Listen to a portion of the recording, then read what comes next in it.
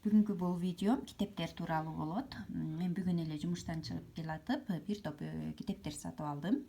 Эмне үчүн мындай жука китептер деп сурайт болушуңуздар керек.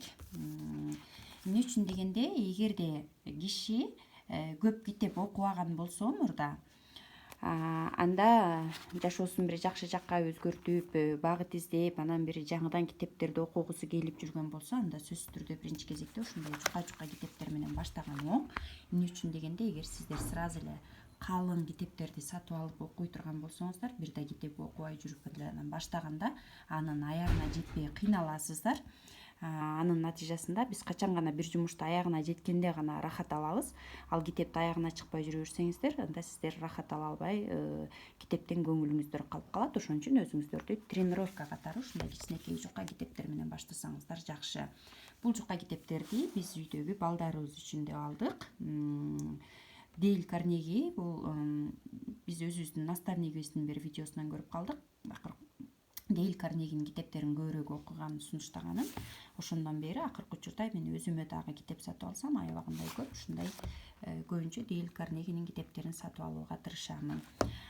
Бул болсо Байлыктын 10 сыры деген, мунун орусчасын окуган болчумун. Кыргызчасын атайын балдарыбыз үчүн алдык. Анткени дегенде биздин балдарыбыз орус мектепте окуйт, кыргыз тилинде дагы сөз байлыктары кенен болушун үчүн ушундай окуган китептерин көбүрөөк кыргыз тилинде алганга аракет кылабыз. Мен өзүм орус тилин анчейин көп билбегендиктен орус тилиндеги китептерди алганга аракет кылам. Анткени орус тилин ошол эле учурда орус тилин үйрөнүп алууга дагы шанс, же болбосо башкача айтканда мүмкүнчүлүк болот. Ошон үчүн мен көбүнчө орусча жазылган китептерди окууга тырышамын.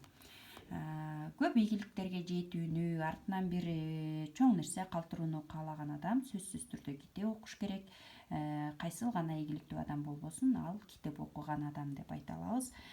Китеп окуу, билим алуу боюнча динде дагы аябагандай жакшы айтылган. Даже биздин Куран китебибизде дагы билим алуу боюнча сонун айтылган. Андыктан баардыгыңыздарды чакырамын, билим алуудан, китеп окуудан эч качан качпашыбыз керек. Айрыкча аял заты, биз бала тарбиялайбыз, биз күн сайын өзүбүздү өстүрүп, өнүктүрүп турушубуз керек. Мына ушундай сонун китептер, аттарын да көрүп алсаңыздар болот. Ар бир киши үчүн өтө керек. Джон Кеханын Акылдын күчү чексиз деген китеби, кыргызчасы, орусчасы Подсознание может все деп айтылат.